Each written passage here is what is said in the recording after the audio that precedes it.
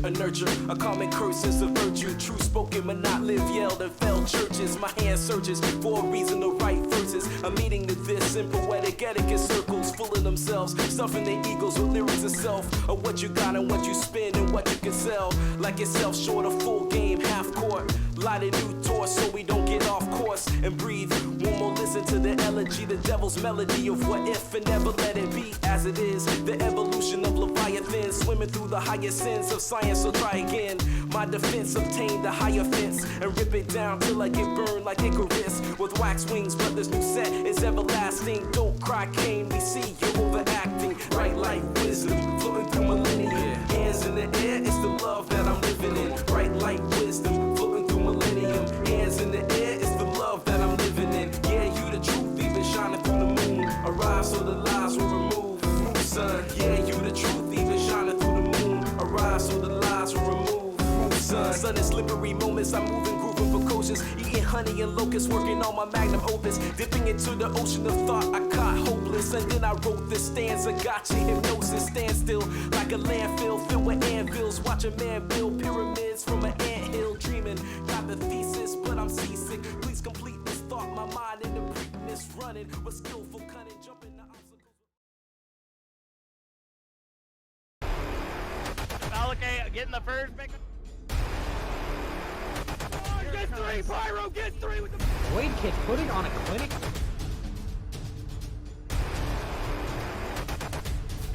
14 down. Oh!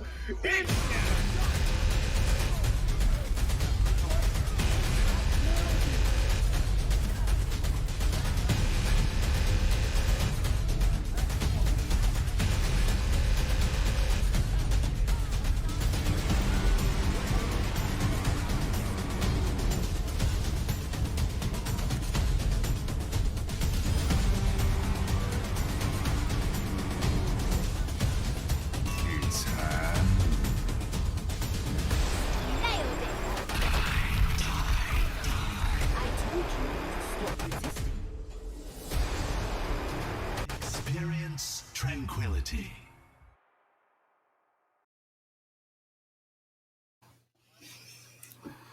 Good evening, Overwatch fans, and welcome back to the Tranquility Community Tournament, where we have our Discord Grand Finals match tonight. The Pinnacle has been anticlimactic, to say the least, at least for the Harmony tier and Transcendence tiers, both matches ending in a 4-1 in relatively dominant fashion for both the Koala Kings and Godhand. But the question tonight is, will Joey Esports follow the way of the other Orem finalist, or will NYAA come prepared, karate belt, anime memes, and all, and be ready to burn this house down tonight? Tonight, actually, you've got Bard, along with myself, Captain Jack, bringing you the action with Juke on production, and it all comes down to this. And honestly, I'm not sure which way it's going to swing. I mean, predictions can be made. But then again, if this playoffs especially have taught us anything, is that predictions are often wrong, especially when you don't think about them at the entire podcast. That being said, this is going to be an exciting game because both these teams are the number one seeds. This is the first time, I think, in this season at least, especially, that we have the two number one seeds, which would be Joey Esports and now obviously Koala Kings with some upsets, moving their way up, not the number one seed, and then Battalion and Godhand, neither of which were the number one seeds, because both of them struggled just a little bit in that stage 2, which really decided it. So this is going to be the powerhouse, the slugfest, the Batman versus Superman, but actually hopefully good, fingers crossed, of Trank this season. So it really comes down to who's Batman, who's Superman, and will the fight be any good? And like you said, you've had some anticlimactic ones, but I am looking forward to this one being, I think this one will live up to the hype. All right, well, continuing on with your synopsis, I'm gonna go ahead and say, riddle me this, super fans out there. Will NYAA walk away with it, or will Joey Esports end up hopping into the grand finalist position? That is for you all to decide with your stonks out there. And as soon as we find out what the first map is going to be tonight, we're going to go ahead and let you know and get ready to prepare for the match. It looks like the first map has been decided, and we will be heading into Lijiang Tower, which is always a great place to start things off. As you know, control maps, they're always kind of 50-50, right? Most teams say they're absolutely bad at it, and, you know, nobody's really good at control, and so it's really a coin flip as to how things go down, which compositions end up being used better than others, which one ends up countering the most against the other team, and depending on where we start will depend on what compositions we see come out first. Yeah, and you know, I wish I could say I was surprised Lijiang Tower was picked, but statistically I'm not. It's far and away the most popular of the control maps, and for a good reason. Honestly, a lot can be run on this map. You can run that 6-man rush. Ball comps can still be run, especially on Night Market. You can run just the standard brawl, the really heavy forward brawl comps with the Sim and the Junkrat on Control Center, but looks like we're going to be starting on Garden, where 6-man rush has been popular. We've seen a lot of Sim strats by a lot of teams on all maps, so I'm going to see that. And we're starting with the Rhine Brawl, and both these teams seemingly want to mirror, mostly mirror, with the exception of a Symmetra here for NYAA.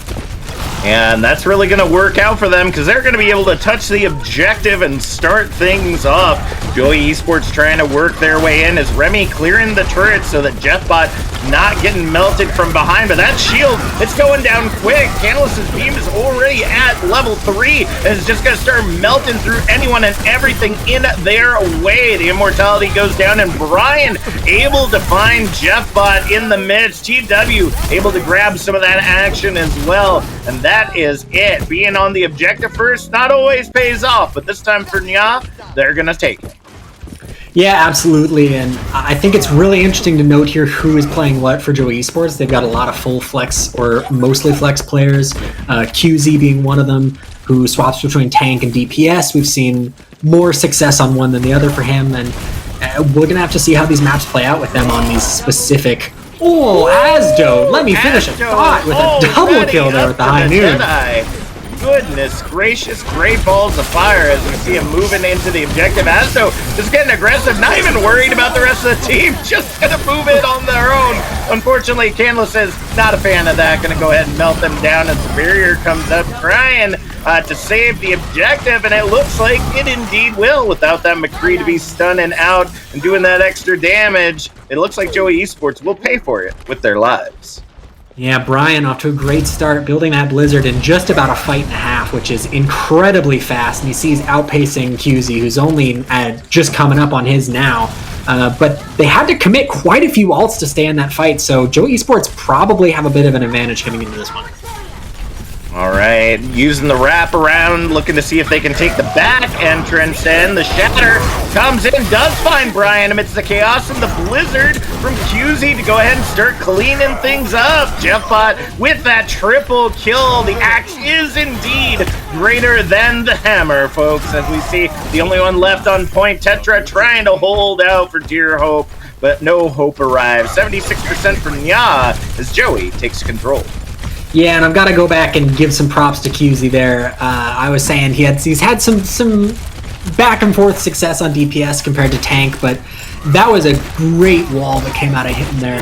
Lifted TW8 up off the ground and let a 5-man shatter come in for free from Jeffbot. Ooh, unfortunate right there. I'm not for certain if Drowsy did that on purpose to get the wall out of position, but both immortalities are down as well, as we see Joey continuing to hold strong on this objective for now. Asdo has that Deadeye online, ready and raring to use it as the DMAC has already come in for Drowsy, and Canlis is with the double kill, able to take down Asdo and QZ. Drowsy gets the mech back and ends up de-meching Remy on top of that. And just no matter what Joey Esports tries to do to hold this objective, NYAA is not going to allow it to happen. The Academy is in, and they've retaken control.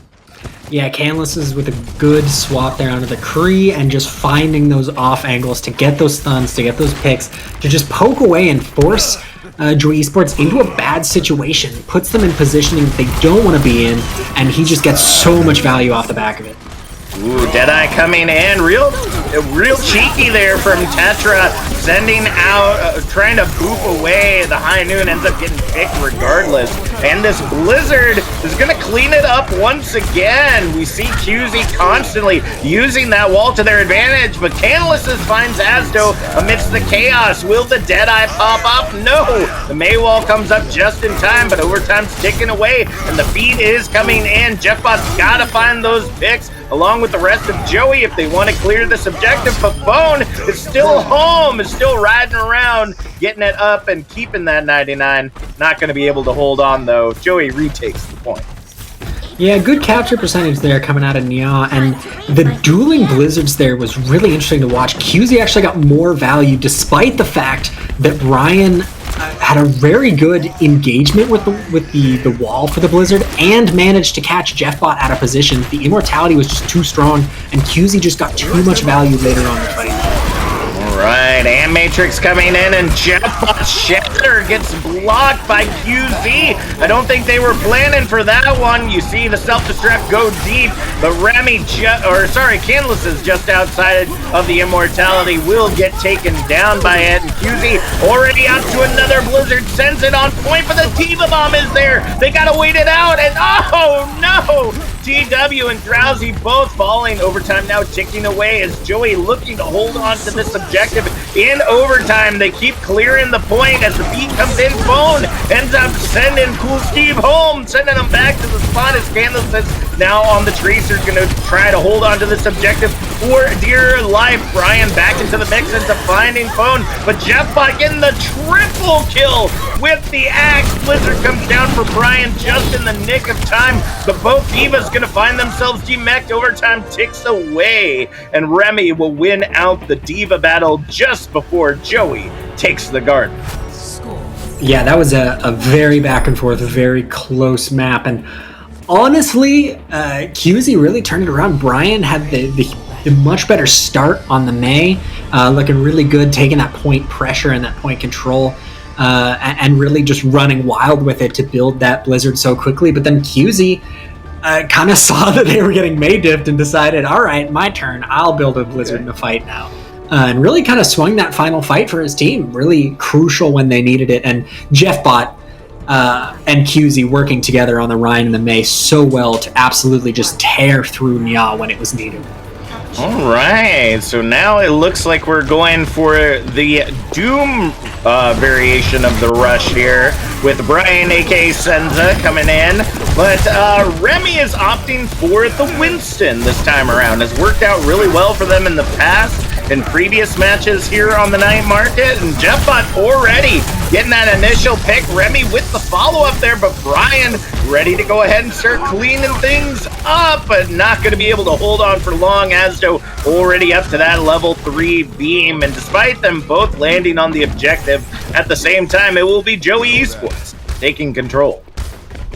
Yeah, and I've talked about this bulldozer comp that Joey Esports are running last time that they played, but it is a very good composition for getting in fast and controlling these quick objective points. And when you run the sim comps, obviously they're fast objective points. You get in real fast, you do damage, you want to win the fights quickly and efficiently, and that's what this comp does.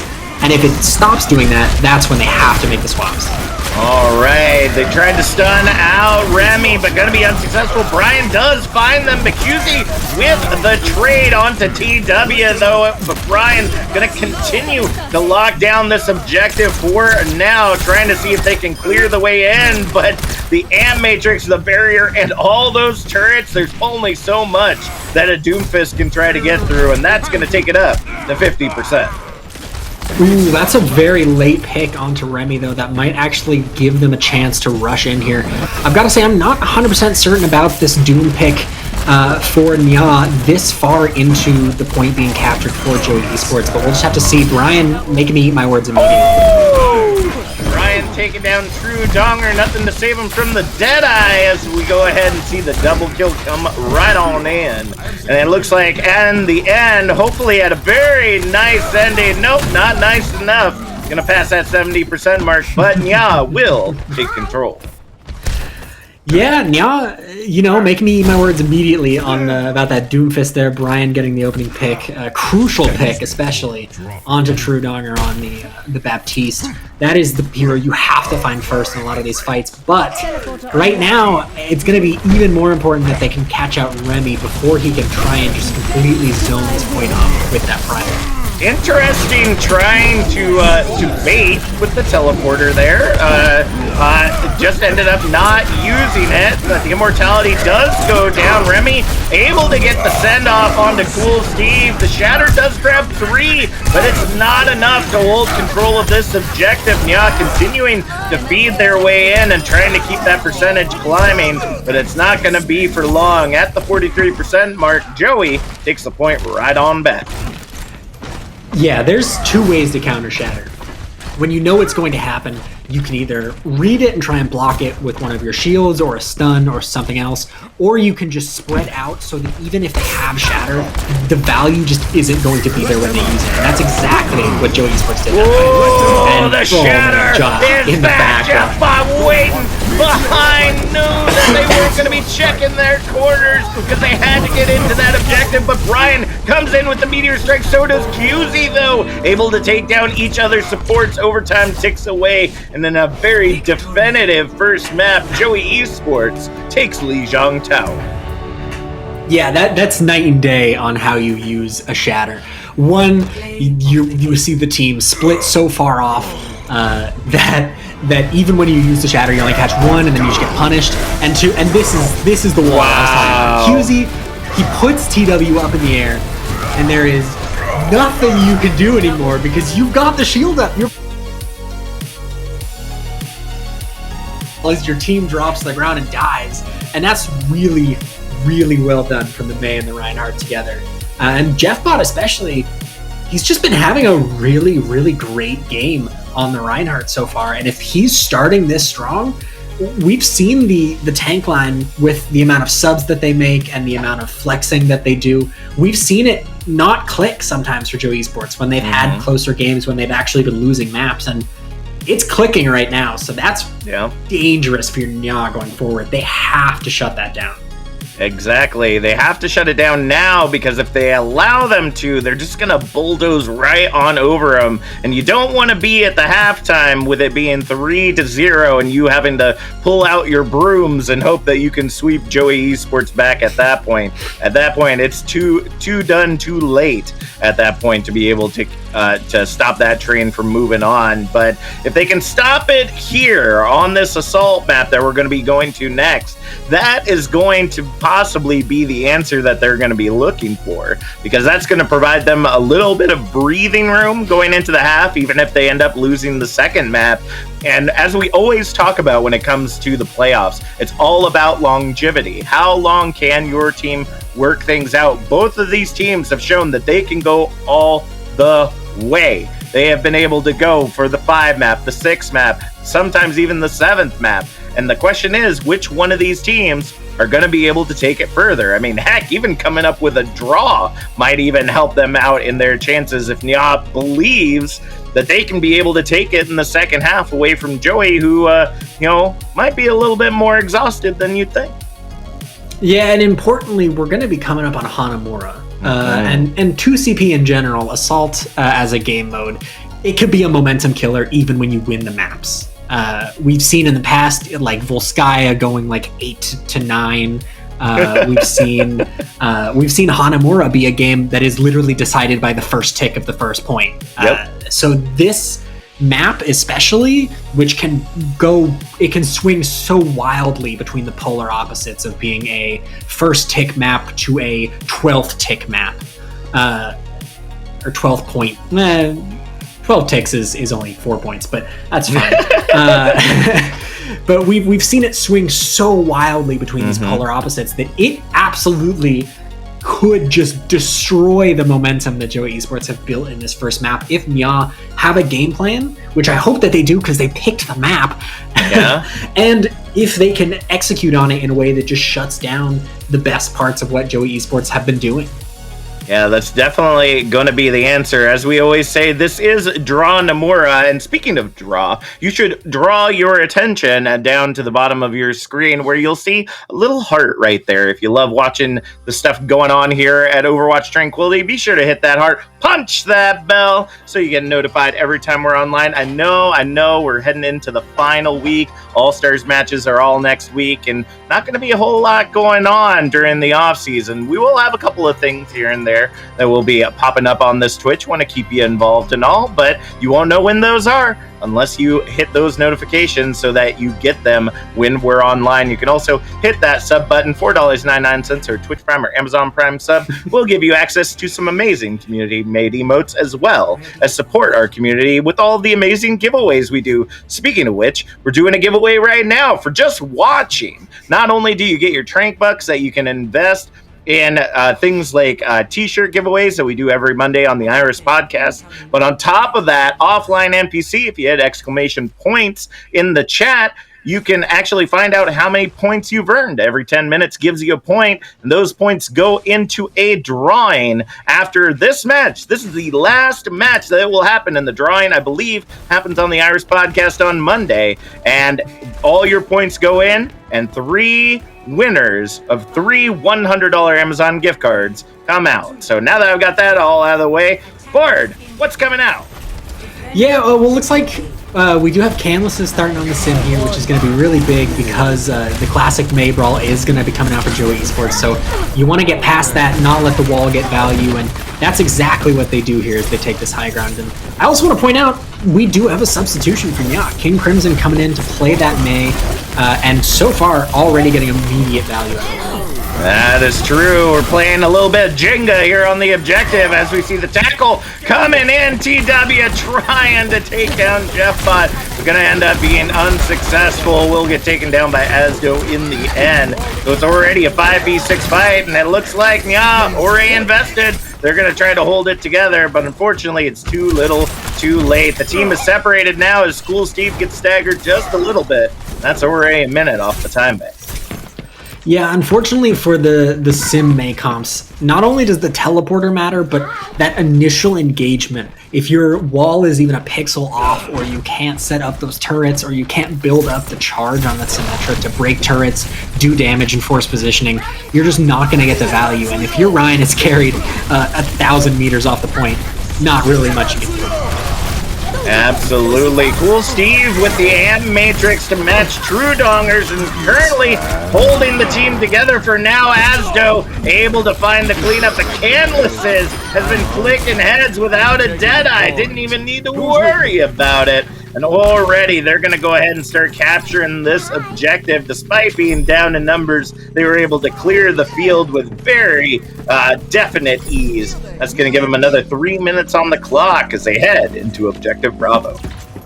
Yeah, and it is crucial to look at the alt economy here because NYAA are coming up on Blizzard, they're coming up on Deadeye, they're coming up on Bomb, Shatter, and Beat, and 3 ultimates had to be committed from Joey Esports just to lose that fight, and it was worth it. They needed to invest those ultimates. They needed to hold that first point because it can be so powerful to only need that first point, or only need that first tick, but it didn't work, and now they put themselves at a pretty massive disadvantage. That's absolutely true, and really it's going to come down to this rotation right here and seeing which ultimates can get online first. King Crimson already up to that Blizzard again. The Shatter from Jeffbot does end up getting the cleanup, and Remy sends the bomb high to get a double of their own, but Canlis is still on that high ground, trying to click heads. First tick on the objective, looking to get that second tick before someone feeds in. There it is. Asdo's in the fight and able to find Canalises in the end. The cleanup comes in, but that's already 2 ticks for NYAA. That is huge for NYAA, and that fight was so back and forth that I really didn't think they were going to get a single tick before they actually did. A big shatter from Jetbot to start that off, and Remy following up with the bomb there. And we look at it now, the ult advantage has been nullified. They had 5 ults going into that. They used 4 to take 2 ticks, and that's value, but now you've put yourself back at square one, and you have to prove that you can win these fights without that huge ult advantage. You're absolutely right, but the value is also in the other area as well. They lost all their 3 ults trying to fight it out, and now it's Blizzard versus Beat, and the Blizzard just gets nullified. Not a single pick there as Canlis is on the side, able to grab Donger QC, also out of the fight. Now it's time to start clicking some heads. 3:20 remaining on the clock as you see Phone trying to hold on to this objective, but they cannot. There it is, that final tick coming in, 3 minutes, 13 seconds on the clock as NYAA head to the defense.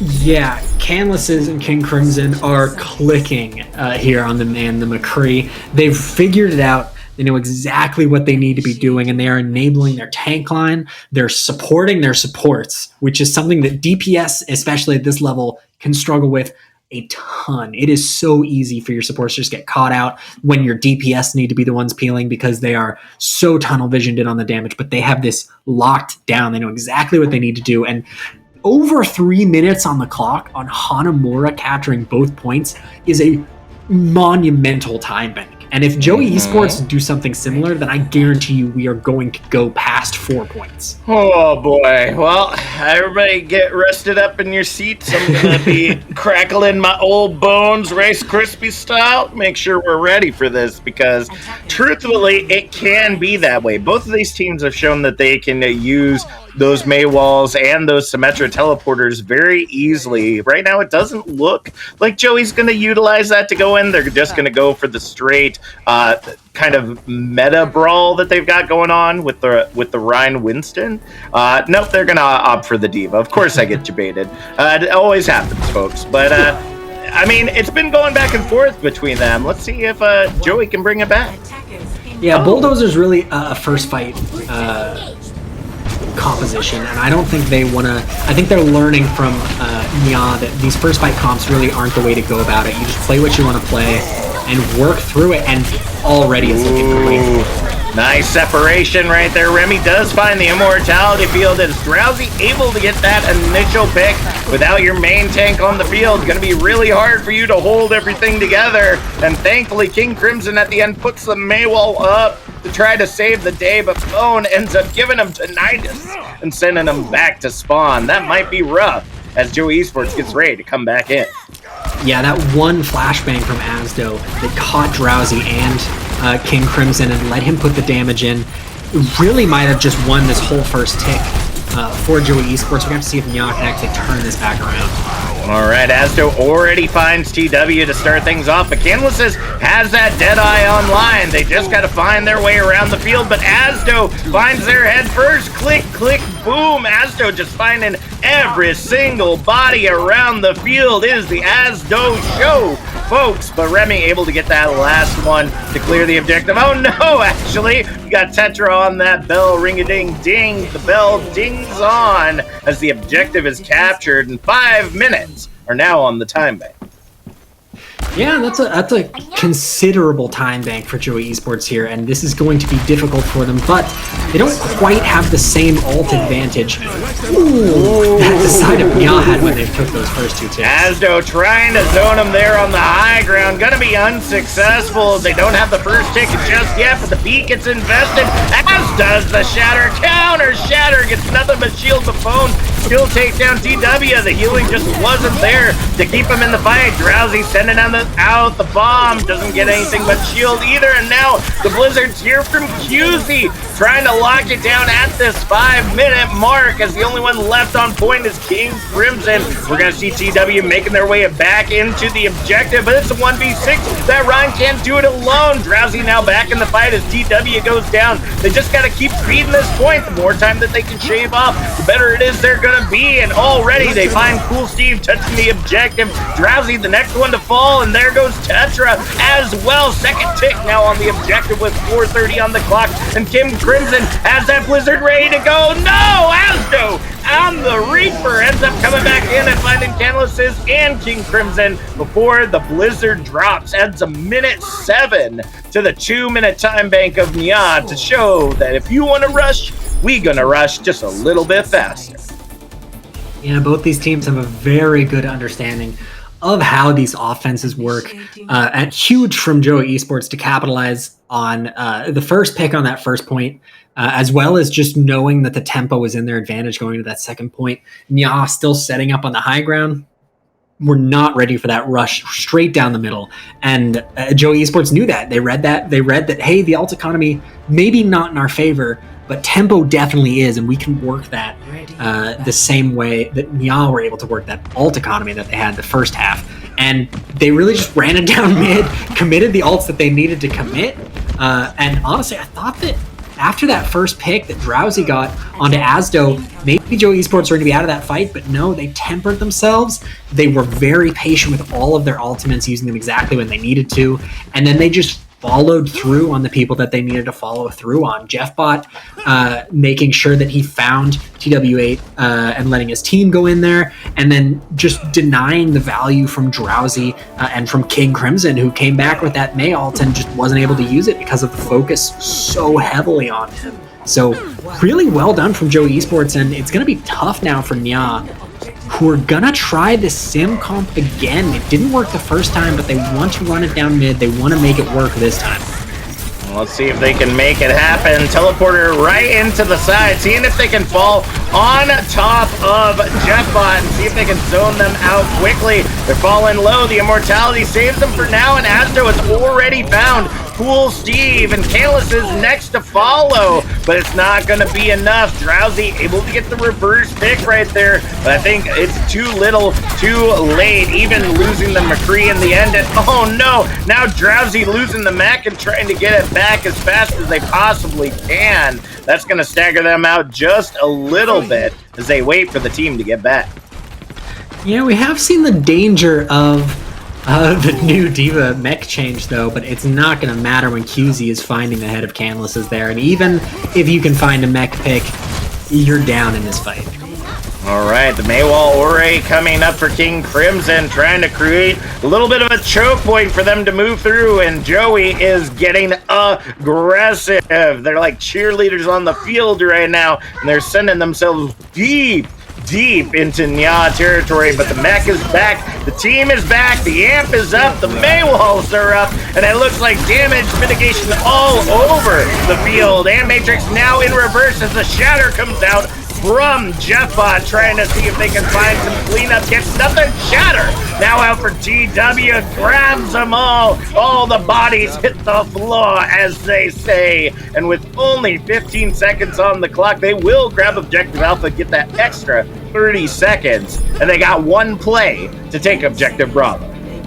Yeah, and this is going to come down to those two really high impact ultimates they have on their team. They have for both teams here. It's going to be Blizzard for both teams, and Tetra just being that little bit closer to beat might be the deciding factor here in this upcoming fight. But if Joey Esports can play this patiently, that ult advantage might not matter if they can just build beat faster. Ooh, King Crimson already on the objective right there, looking to get that first tick at very least. Just can't get there in time. The Blizzard ended up catching out the rest of the team except for Tetra. Tetra was able to get in and try to save the day. They're trying to keep on that objective as much as they possibly can, trying to keep it going so that NYAA can get back, but it's too little, too late. TW on the ball, trying to see if they can touch and get back in the fight. They can, just barely resetting the overtime ticker, but I don't think it's gonna be enough. King Crimson was trying to get that first tick so they could at very least lay a little bit of groundwork on that point for them to hold off on, but Joey Esports said no, not today. Yeah, and that's really well done from Joey Esports. Like I said, if they can find, I was hoping that they would play it patient, make sure that they build up so they have that counter beat and they can match the tempo, but they made me eat my words and went extra aggressive there with the charge, found that first pick. Getting away with a charge in this kind of brawl meta is kind of insane. You shouldn't get away with a charge kill, especially coming down off the top ropes the way that JeffBot did. But that first pick really set the tempo, forced them out onto the point, and then QZ using that Blizzard, not letting it get eaten, just really getting the value there to just shut it down before the fight could even happen. And then we saw Tetra did get to use the beat, but far too late to help their team. Yeah, there was just nothing that they could do at that point. They had to try to see if they could help King Crimson on that objective, but hey, they were at least able to get point alpha, and it took about the same amount of time for Joey Esports to take the point this first time around, but they got an extra minute. So NYAA has to hold them for one additional fight here on objective alpha if they want to lock it down. Yeah, and once again, they're going to run with this McCree, not going to even try the Symmetra. They know what works for them, and they know what works in general. And they're just going to run it through here, which should have the same level of success that it had last time. All right, we see them creating the choke point right here, trying to see if they can clean them up already. True Donger out of the fight as they look to get an additional pick there. King Crimson just barely holding on in that immortality field as JeffBot goes down, and NYAA are getting aggressive. They're like, no. You don't get to do this to us and not allow us to have our payback. They're going to get that DMAC onto Remy, which is going to be super powerful for this stagger as they go ahead and wait for this next fight, which is getting ready to engage. Yeah, not going to be as much of a huge disincentive here for them to rush as it used to be, but Canlises with 2 big picks is really just going to shut this fight down early, and Heroics may be what NYAA need to stay in this after a pretty dominant hold. Mention at the beginning of this fight that that Canlises is MVP of the Discord tier, because wow, that is some definite MVP play right there. Literally earning their way up to the Deadeye after that 5-man kill. And here we go once again. Minute 40 on the clock as Joey is just blocked out. There's no way they can move in. And Canlises with the Deadeye already finds JeffBot amidst the Blizzard and is going to start clicking heads once again. QZ trying to see if they can get them out of position, but Phone headed home once again, not able to get away. They're able to shave that 3-minute time bank down to 1. Yeah, really working well with the time bank here and using their ultimates very effectively, still holding up to 3 and coming up on 4, which is somehow matching Joey Esports despite being the ones on defense here. Ooh, the Blizzard comes out once again. Astro not able to grab value with that Deadeye. The beat invested as well from Phone, as well as that Amp Matrix. But it doesn't seem to matter. JeffBot is down. QZ does find Canlises, so that's a lot of damage out of the field. But that's a 5-on-5 fight now, 6v5, as we see JeffBot re-enter the match. Yeah, and 2 ults committed there compared to just the Blizzard and not getting value is not what you need, and a Shatter going right into a shield is even worse. But Shatter and Bomb going straight into the shield. They're getting desperate now. The beat invested from Tetra to try to keep everybody up as Drowsy goes down. They're just looking to clean up and get aggressive. TW, the next one down in the fight, and King Crimson is the only one left on this objective to try to whittle that time bank down to nothing. And at this point, that's pretty much all that they can do. Asdo has the Deadeye on the line, and they've got it into that overtime, which NYAA at very least was looking to do. They might see if they can touch it again. I don't think they're going to. They're just going to look to lock it down for this final fight. Yeah, now it really does come down to draw or lose here, and a draw can still really upset the momentum of the game for Joey Esports, especially when NYAA have been having a really good game, and this is a great read from TW8. He knows they're just going to run it down mid. He knows that they have this Blizzard, hopefully, and they are a bit split, but that Blizzard is going to get value. Canlises, though, is going to find value with the Deadeye. Able to find the first hit with Phone, and Asdo finds one of their own. Wow, both of them stunning out each other, knowing exactly where they are, and overtime now ticking away. It's a 3v1 Asdo. You good, but you ain't that good, and it's a draw Nomura once again. 1-0 as Joey Esports still hold their lead, but might be a little shaken. Yeah, hashtag draw for Bard in the chat. Thank you. And just heroics coming out here from Canvases. And in that last fight, heroics coming out from TW8, blocking the shatter, getting the shatter of his own, just completely shutting out the point and just making his presence known on that Reinhardt, making it incredibly difficult for anyone on Joey Esports to actually touch for the engage there. And honestly, that's a map where, as much as Canvases was making those flashy picks on the McCree and finding those big plays where you look flashy as a DPS, I've got to give it to TW8. He really locked it down in that map and really is, in my opinion, the reason that Joey Esports wasn't able to just hold W and walk in, which is what you really want to do with this composition. It's what you want to do. You've got the Mei, you've got the Kree, you've got the Lucio for the speed and to control tempo. You want to just find those walls, engage, punish the Reinhardt, and then walk on the rest of the team because they don't have anything to protect them. And when you are the Reinhardt in that situation, your ability to stay alive, stay in position, and just zone out the enemy team so effectively is basically a fight win in and of itself, regardless of your DPS being flashy, regardless of your Baptistes building their windows incredibly quickly, regardless of whether or not your D.Va can eat blizzards, which so far, the D.Vas seem very full. I think they did scrims before this and got their fill of all their ultimates, but TW87 and Jeffbot as well, because he had some fantastic plays holding off on that second point to secure the draw, essentially. Really just both Reinhardts showing some monumental gameplay here, which should make for a long and good match. Yeah. The same thing.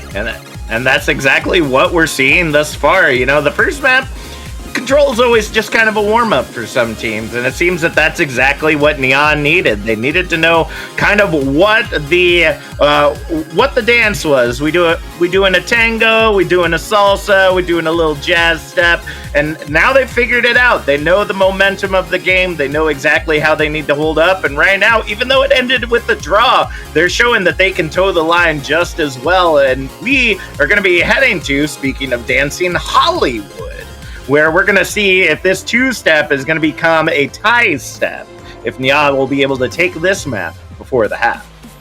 Yeah, I would think that Dorado is probably a more dancey map, because you can do the salsa, you can do the tango. But yeah, Hollywood, you've got the high grounds, which are so important here. A lot of different compositions that can come out. That first map especially, or first point especially, you can run the double shield and just poke away. Both these teams have really wanted to run the Symmetra, so that's something where you can run some really unique compositions. But also, we've only seen Rush from these teams. We've only seen the Mei Brawl and Bulldozer coming out from Joey Esports a little bit, but we haven't seen Double Bubble. We haven't seen Six-Man Rush. We haven't seen Ball Comps. We haven't seen Orisa, which, you know, good. But we haven't seen these comps that are characteristic of the meta right now, where you run a lot of different things. And this, honestly, is the first map where I think those other compositions are probably better than the Mei Rush just out and about. Like, just absolutely, to no extent, does the Mei Rush beat, say, Double Bubble on this map. Mm-hmm. So hopefully we get to see some varied comps here, and this might be where we see NYAA especially make some swaps, but we are going to be seeing Joey Esports make some swaps where they're going to be trading in Kilroy for Remy, which means one of two things. It means either Kilroy's going to come in and play off tank, which maybe we've seen it already, or Husey is going to be swapping over to the off tank position or the main tank position, and Jeffbot is going to be playing the tank alongside them, and Kilroy is going to be jumping in on the McCree. And if that's the case, I do think we're going to be seeing Double Bubble from Joey Esports. All right, as we go ahead and head into the map, it's going to be interesting to see what they come out with, and it looks like they're looking to keep up with this rush, but Asdo opting for the Genji? I think this is a troll pick. Okay. Maybe, yeah. I mean, it was a little late in the game. I thought they were all rushing on out there, but I guess not. So Asdo gonna go ahead and say, you know, you're not gonna let me play what I want. I guess I'll go into May jail. All right.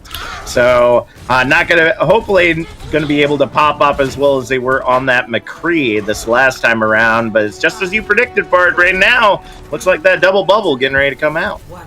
Yeah, and this is going to be really good here because if they try and just control these high grounds with the May Brawl, you're not going to get value against Double Bubble. It's meant to engage against these comps, and it's going to be so much harder to secure those picks and control that tempo the way that you really want to in this comp. That's absolutely true. TW already heading to the high ground, and the anti-nade does find 3. TW trying to make their way out of there, just barely able to get over that May wall and keep themselves safe. As they go ahead and rotate in, space has to be given up by Joey Esports for them to continue to hold strong on this objective. TW on that high ground, gonna go ahead and jump on in. The May wall keeps trying to separate them out, but keeps being unsuccessful. Can't hold a good monkey down, folks, and already these ultimates are getting ready to come online very, very quickly. And already the fight coming in once again. They're just poking at each other right now. The rotation coming in from Joey Esports, trying to find that click, trying to find that initial pick, and there it is. Phone able to find Cool Steve in the back line with that rotation. But Canalys is with the trade, and the trades just keep coming in 1 for 1, 2 for 2, coming back and forth, back and forth, back and forth. Kilroy gonna end up falling there in the end to Drowsy, as Tetra continues to try to hold strong. Full charge for Drowsy right now as they try to hold this in a 1-2 fashion, but it looks like their fight might just end right here as the team heads back in. Yeah, but with this double bubble, you get these fast re-engages here, and as much as it probably wasn't going to happen with the 1-on-2, it much better has a much better chance of happening right here, especially when you get the grab in with the pulse bomb, and King Crimson in the backline is just finding insane. All right, there's Kilroy. Does end up finding Cool Steve, but Canalys is like, no, not gonna allow you to allow that to take us off this objective. First tick, second tick, third tick, go. Once again at the 2-minute mark as the payload unlocks and heads to the street. Yeah, and it's really interesting to see the DPS, especially the hit scan matchup here of Ash versus McCree, where Kilroy really wants to be in the action. He wants to be there, getting value out of that stun, stopping TW8 from engaging as much as possible, protecting his core as well against King Crimson, who wants to come in on those off angles and be that flanking position. But also watching Canalys, as he can play from farther out. He can control more space with that dynamite. His ultimate is a lot better at zoning out teams and controlling areas. And ooh, the Blizzard, though, gonna be that Blizzard is gonna pop off very well because there's nothing to eat it this time around. Without that Diva, it's gonna be hard to hold up to Asdo, but it did take them 2 minutes to get that into position. So now they're gonna hold that high ground once again as they get ready for the next fight. Yeah, and that's really exactly what you need when you're running this May Brawl. You need to put yourself in a position and engage decisively, especially against Double Bubble. The last few fights, they were really just trying to control a space and not engaging, and you have to counter-engage here or you're gonna just lose to this composition. They forced TW off their map so quick. Jeffbot from the top rope sends down the shatter, but TW got Primal Rage. Angry Monkey there as the pulse bomb comes out, finding Kilroy as well. The names just lighting up the kill feed are all in red as NYAA is burning with the anger right now. The stagger comes in onto Asdo as they go ahead and clean them up and get that payload moved. Yeah, really well done from King Crimson. Like I said, Kilroy wants to be in that brawl. He wants to be in that front line shutting down TW8, and he was there, and they found that first pick, especially from the top ropes with that that Rhine Shatter. But what he couldn't do then is protect his back line, where King Crimson got there in the back, started turning people around, found that pulse bomb because there was no... That's not a good way to start things off. And Cool Steve, no bubble available. The bomb does get invested from Canalys as we see a Drowsy trying to keep that May in check. Asdo gets sent back to spawn. The speed run continues now. There's no way that cart's going to be stopping again as they take Objective Bravo. Yeah, and it looks like they do want these resets coming out here from Joey Esports, which makes me believe that they might be looking for a comp swap here, but it might just be QZ doesn't trust his ability to get out there without being demeched, and that's looks like what it is. So they want this firm reset as a team, and that's good because this third point, you get snowballed really easily if you don't put yourself in a good position to just run through it on defense. When you put yourself in these strong positions, and here it is again, these really decisive engagements shut down by Cool Steve with an anti. That is a huge ante right there. As we see the Nano now going in onto TW, trying to provide some space for them to work. The Blizzard, the Graviton, the Pulse Bomb, all coming in. Everybody is so low for Joey Esports, but the cleanup just isn't there. Kilroy in the back line with that double kill, negating a lot of that healing and damage, and the cart stops at 56 meters. Yeah, and this is where McCree is going to get more value. Those first 2 points are a lot more open. There's a lot more long sight lines, a lot more angles you can take on the Ash to really put yourself in a position to find value and just completely force the enemy team away from where they want to be. But on this point, it's a lot more closed in. It's a lot more linear. There's not as many off angles. You have to force the high ground more, and your McCree's just going to end up getting more value because of those things. Rally comes out from Tetra, providing a little bit of armor to the rest of the team before they move into the action. TW already falling incredibly low, trying to bounce back as the immortality goes down for True Donger, but Joey Esports not paying attention, and the cart was already moving. The Matrix now coming out as Kilroy trying to see if they can get that cleanup. Does find TW in the sky, and the self-destruct gets invested by QZ to find Drowsy as they try to escape. Another 35 seconds off that clock as NYAA prepares for another attack. Yeah, NYAA here, they're going to be swapping over, it looks like, to this May Brawl. Going to be keeping the Ash because they're coming up on another Bob, which can be a big ultimate. They can put it in that back line and just let Bob poke away at them while they engage. But I've got to point out here, True Donger has been absolutely on point at the Baptiste here, and Cool Steve has got to be bringing it here to keep up with those immortality fields. All right, let's see if they can make it happen. Kilroy already making Drowsy fall incredibly low as the Blizzard's invested by Asdo. Not going to be able to get that beat right there as Canlis is trying to take care of Phone here on the high ground, but Phone just not going to allow that to happen. Ding dong, sending right through Canlis's ears. And now we're heading into final fight territory. Yeah, this is going to be big here if Joey Esports can hold this, because having a win condition in the first attack is huge. If they can hold this and know that they just have to get it to the third point, they just have to play it through this first map, that's big. But if it goes to 3, they know that they're going to end up playing for another draw or for a chance to even lose, even if they take all 3. Oh, the Deadeye finds the double, takes down both DPS as they try to clean up the only remainder of damage on the objective. That Bob. King Crimson and Canlis is swapping over to the Doom Tracer to see if they can create enough damage and touch that objective. Overtime ticks away as the Shatter comes out from Jeffbot. It doesn't matter what is coming in. It doesn't matter what damage that you can do now. Joey Esports is going to shut it down right here, right now, at the 67-meter mark.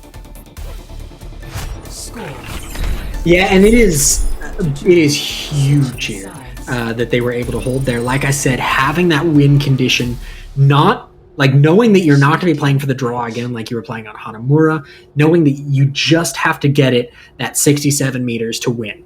That's huge for Joey Esports. But also, I've got some questions for NYAA here. We saw the value that Kilroy was getting on the McCree for the last 3 minutes on this point, and Canlis just didn't want to swap to mirror. And I, as much as he was doing very good on the Ash those first 2 points, we saw his McCree kind of put in some carry potential on Hanamura, and not being able to run it on that map, on that point where you really want to just control it, I think that did affect their chances on that third point, and I think it's also affecting their decision making here, where they are going to just be mirroring the May Brawl instead of playing that double bubble, which worked really well for them on the first 2 points on offense.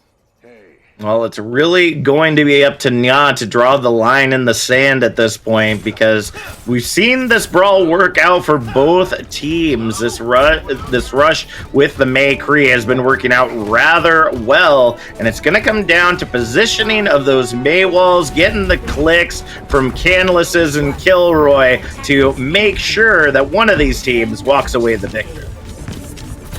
Yeah, and I really do think that this is going to come down to Canlises versus Kilroy on that McCree, the value that they can get, and using the wall to shut them out just to take this high ground position. That is really well done for Joey Esports immediately.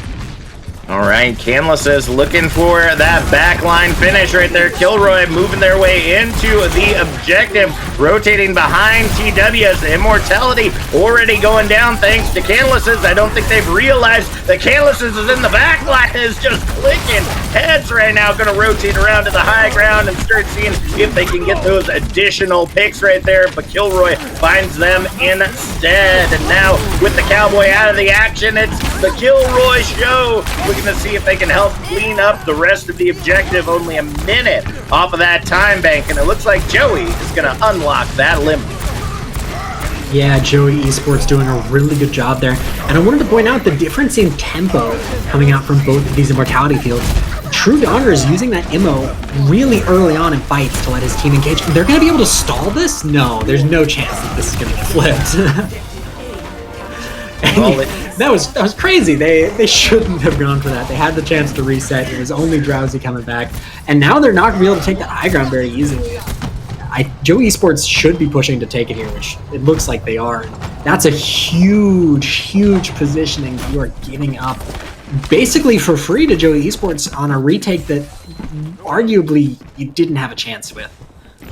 That's absolutely true, and it looks like they're going to just rotate straight to point in hopes that they can go ahead and lock down the objective and force Joey to come to them. The Deadeye comes out behind King Crimson, not behind that shield as the Deadeye falls, not thinking that they'd be cheeky enough, but Nasdo sending out the Blizzard is going to allow them to clean up the chaos. The Amp Matrix also providing that additional healing, and Asdo able to pop off just as well on the May as they do on the Cree.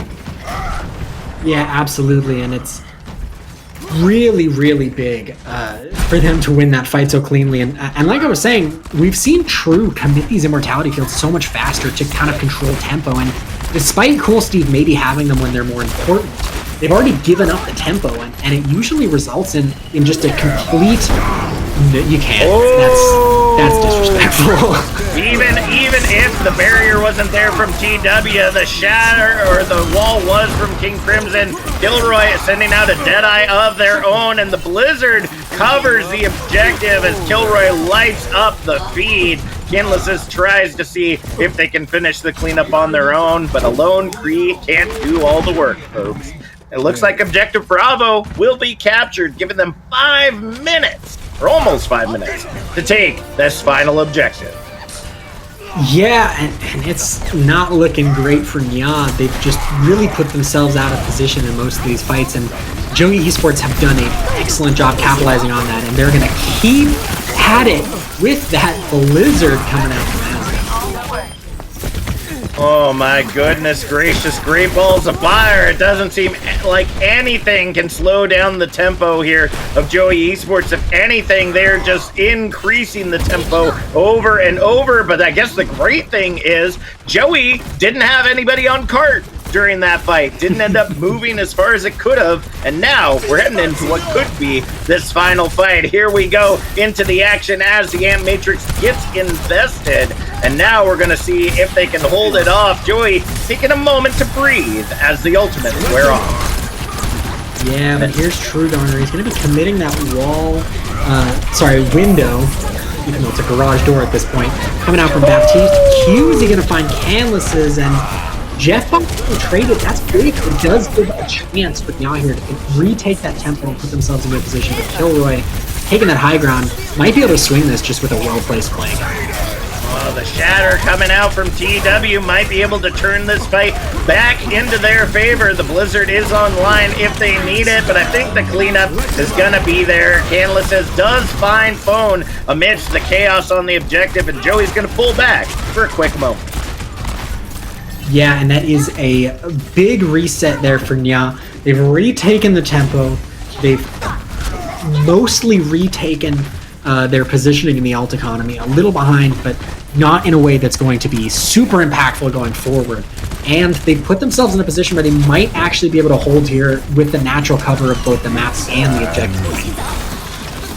Ooh, the Blizzard coming out from King Crimson does end up canceling out the Deadeye, and there comes the clean up. Ends up doing a lot of damage, but the Immortality holds it all together. Self-destruct in the back line, not able to find what he's looking for. And QZ finds Drowsy trying to go for that cheeky remake pick, and it's too little, too late. The Blizzard now coming out from Asdo sets a winter wasteland, not wonderland, as we see Joey Esports lock down the final objective, take away the victory on Hollywood, and lock down that second point in their 2-0 series. Yeah, that's really just not what you want if you're NYAA here. They needed to retake that tempo, reset this for themselves, and they just couldn't make it happen. And Asdo here, definitely putting in a serious match performance. I've got to say on this May, we saw them on the McCree earlier, looking very strong. Obviously, you bring Kilroy in, who is an incredible McCree, so you want to just put them on the McCree, and you think, all right, well, who's going to be your mate? QZ's not in. QZ, you swapped him over to off-tank. Asdo steps up and just says, all right, look, anyone can play May, really. And just putting in a ton of work and really just bringing their team forward. Jeffbot continuing to look really good on that Reinhardt as well, matching up against TW8 really well, and you can see the confidence that is oozing out of Joe Esports right now, going for those shatters up from the top ropes against an enemy Reinhardt and May, going for those late bombs that you probably don't need, but you want the flashy cleanup, and really just looking, I want to say uncontestable if you're NYAA here. They've got to take this halftime and really put themselves in a new mindset. They've got to think, all right, look, we don't have to reverse sweep. They've only got 2 maps. The draw on Huntermer is big for us. We need to just play this like we would play a normal match. This isn't a reverse sweep anymore. Don't put extra pressure on yourself. Keep looking, find that first map win. And then once you find that first map win, find that second map win. And then if they win another map, it doesn't matter because you're not losing yet. You've got that time to really play around this. And if NYAA end up getting in their own heads and putting extra pressure on themselves like this was a reverse sweep that you needed, that's where they're going to lose any advantage that Hanamura gave them being a draw. That's absolutely true. Right now, Joey Esports have got the white coats on, and they are putting on a clinic today. And now it's going to be up to NYAA to be the patient that really gets them wrecking their brains. We're going to send it to a quick halftime break, so go ahead and get yourself some snacks. Bring some more people over to watch this amazing match. This is the last grand finals, folks, the last time that you can be racking up those points for those $100 gift cards. So don't go anywhere. We'll be back with more Tranquility action in a few moments.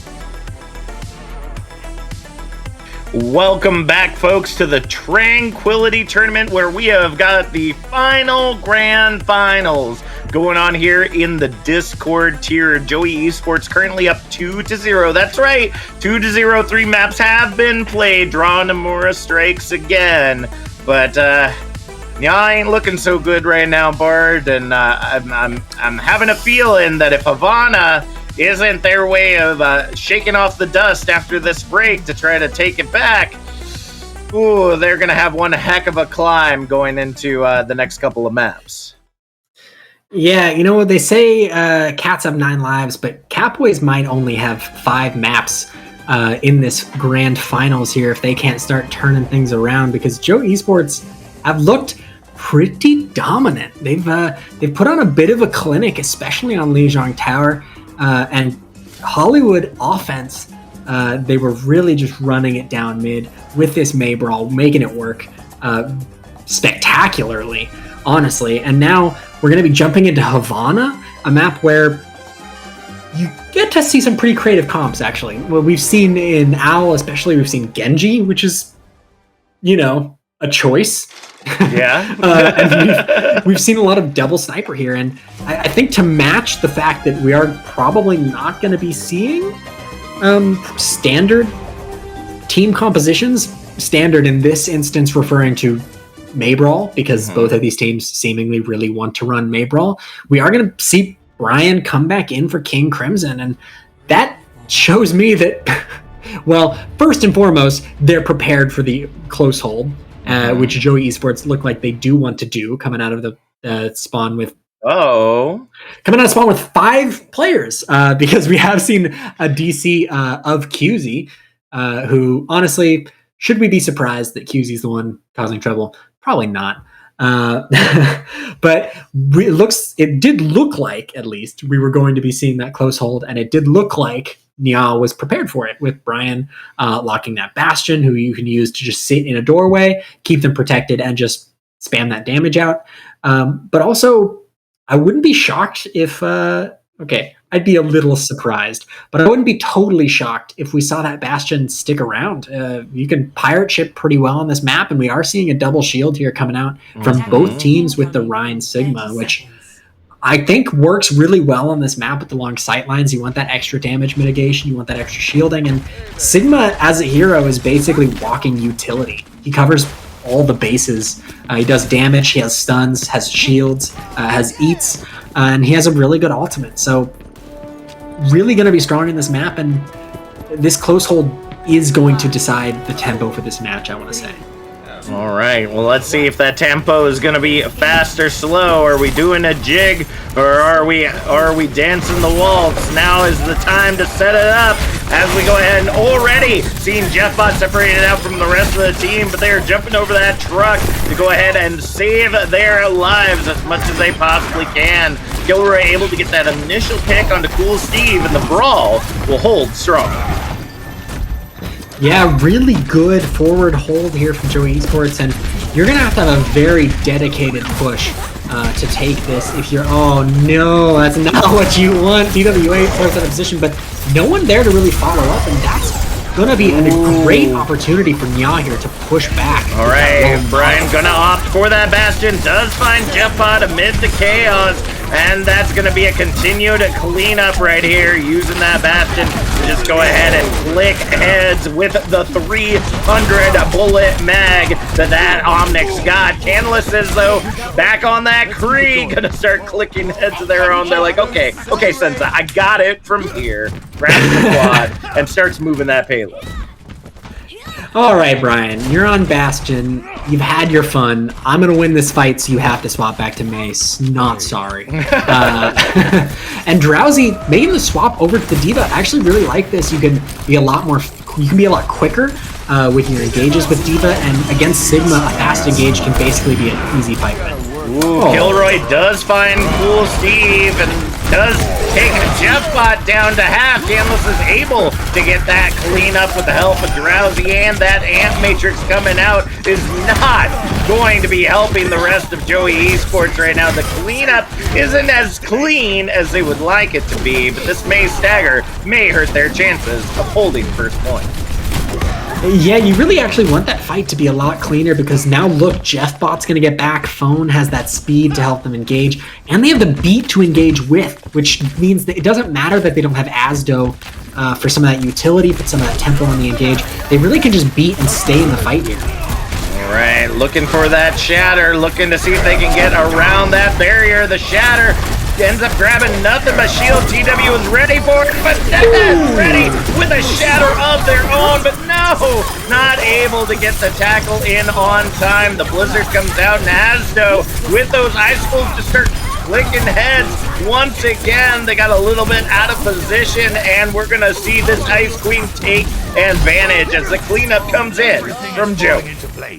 Yeah, and that's where you see the advantage of Asdo starting on the Mei, whereas you had Brian starting on the Bastion. Obviously, Bastion used to break that early hold, but you've given up any chance at keeping up with the ult economy by not playing Mei for almost 2 fights there, and Asdo clearly in the lead with the building of that Blizzard because Ooh, and Matrix already coming in, but TW able to get on the right side of it to keep them safe. Gravitic Flux comes up, but the Deadeye not able to take anyone down, but Kilroy ends up getting a trade, gets that double kill for their Deadeye, and the cleanup comes in once again.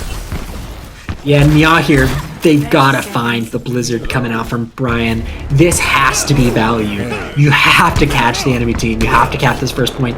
Your tournament life, this grand finals, might be on the line here. It's only map 3, but you're putting yourself in one heck of an uphill battle if you can't hold on to this map. And I don't see Joey Esports not taking this first point. So you really need to just stay in this and win with this Blizzard.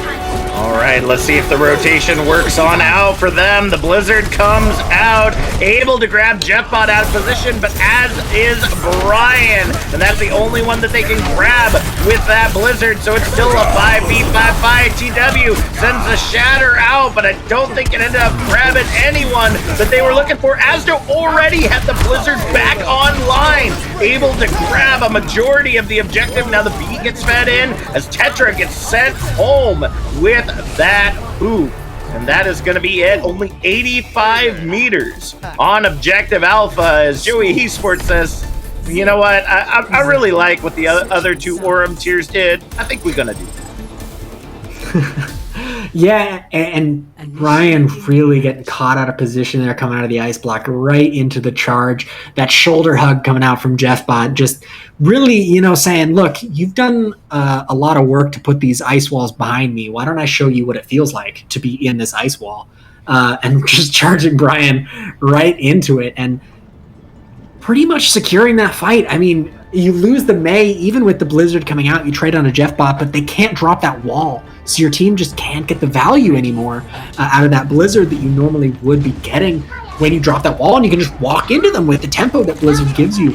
And that really kind of shut them out of it and let Asdo build that second Blizzard, which just is kind of insane to think that Asdo built 2 Blizzards basically in the time that Brian built one, about a fight off due to the Bastion start. But Asdo kind of incredible on the Mei here, despite being the hit scan for the first 2 maps, and Kilroy putting in a great performance too. NYAA have to be pretty heroic with this hold here if they don't want to be putting themselves in an extreme disadvantage in this match. I think a really interesting swap we see here is Phone on the Ana. They're looking to use that anti-nade to their advantage to start things off, and already the rock comes off. We see the Mei wall able to create some space between the spawn, and there they go, chasing their way in, able to grab that triple. That's one fight of many if they want to hold the cart where it is. Yeah, and Canlis is in TW877. I'll give him his whole name this time. Kind of been the heroes of this match for NYAA, keeping them in a lot of these fights and really just showing why they're A big catch off of the wall for Brian.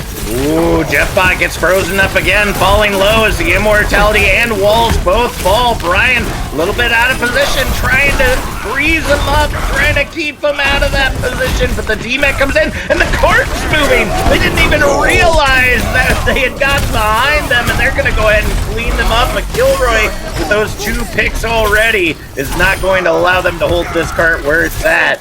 That's going to go ahead and get Joey Esports a move. Yeah, and that's really going to be disadvantageous for NYAA. They really want to be in that situation where they have the chance to really just, they want to hold closer longer than that. If you get the 2-minute mark, holding that close hold, you really put yourself in a better spot. They do get the re-engage on the corner, which is going to be huge for them. High Noon now coming out from Canlises, trying to find some value around the shield, but the Suck not going to allow for any of that. Now the Amp Matrix comes in. Shadow finds Brian under the cart, and the Gravitic Flux finds 3. They got to take down the ammo. It's not going to be able to do it as the Blizzard comes out, finds TW, who is out of that chaos. Phone able to take down Cool Steve as well, so the main heal's not there, and the main damage of Canlises is out of the fight as well. Brian just trying to hold on for dear life, trying to get that Blizzard out in time, but no, they just can't do it. TW, the only one that can touch that point and try to keep it going in their favor, and now it's just got to be a feed fest. They got to hope that some kind of ultimate will turn this into their favor. Drowsy trying to get the bomb online, but gets caught on the other side. Does take out QZ. It might create some space for them to be able to bring this back, but TW has got to hold up and hold strong. The Blizzard now coming out from Brian, but the cleanup has got to be big, and right now it just isn't, because Kilroy has already found Brian amidst the chaos. The beat just comes in for celebration as Joey Esports says, "Nya, niet. We will not allow you to get past first point on this map," and we are going to end it right here, right now, as we head back to control. Yeah, and seeing how strong Joey Esports looked on that first control map of Lijiang, it's going to be real tricky here for NYAA. It wasn't an understatement to say earlier that might have decided the match. Really just not letting yourselves take back tempo. I look like a weird ghost monster because of the way that I'm pixelating right now. I'm so sorry. I don't know why that's happening, but we'll deal with it. But yeah, the tempo not being able to be taken back by NYAA here, not putting themselves in a situation where they can relieve any pressure from their shoulders. Because now they do have to reverse sweep. You have to win 4 maps in a row, and even Joey Esports so far in this match hasn't been able to do that 4 maps in, and if they've been beating you and they can't win 4 in a row, that's a lot of pressure on your shoulders as a team. And I gotta say, I would not want to be in NYAA's shoes right now. That being said, they have had some really good performances. Canlises has absolutely been popping off on the McCree. TW8 has really been putting in a clinic on the Reinhardt. And King Crimson and Brian, they've both really been hitting their strides off and on these on the flex DPS, mainly May, but we've seen some Doomfist, we've seen some Symmetra. And I also really want to highlight two people, honestly, that we haven't been talking about too much. Phone and Tetra on the Lucio have been playing each other really close. There's never been a time where I've been like, let's look at the alt economy, where Phone and Tetra have been more than 10% apart one way or the other. They are doing a great job playing for the tempo, playing for the beats, keeping their team in and out of fights really effectively, and also just displacing really well. We've seen some really great boops coming out from both of them, just to put people into bad positioning, kind of just force them into a spot they don't want to be in. So I want to shout them out because we don't talk about main supports as much as we probably should. I've highlighted True versus Cool Steve. I've highlighted Jeff versus TW and the DPS matchups, as well as the offsync matchups, but Phone and Tetra have both really just been putting on a great show on Lucio, and we just haven't had a chance to really see it shine as much because the people who, by default of their roles, pop off have been popping off. Yeah, at the end of the day, it's really going to be coming down to NYAA grabbing those brooms, getting ready to start sweeping as we get ready to head into Helios.